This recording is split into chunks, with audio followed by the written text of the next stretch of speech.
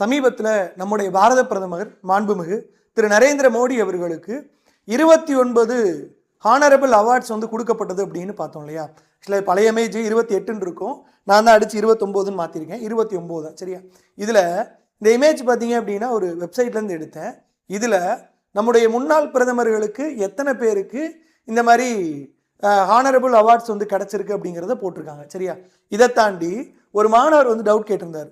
அவருக்கு ஃபர்ஸ்ட் திரு மோடி அவர்களுக்கு கொடுக்கப்பட்ட முதல் யூனிவர்சல் அவார்டு எது, அந்த ஹானரபிள் அவார்டு எது அப்படின்னா த கிங் அப்துல்லா அசிஸ் ஷாஸ் அப்படிங்கிறது 2016 கொடுத்தாங்க.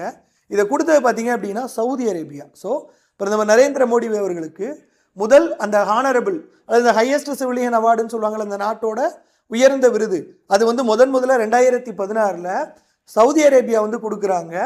த கிங் அப்துல்லா அசிஸ் ஷாஸ் அப்படிங்கிறது ஓகேங்களா.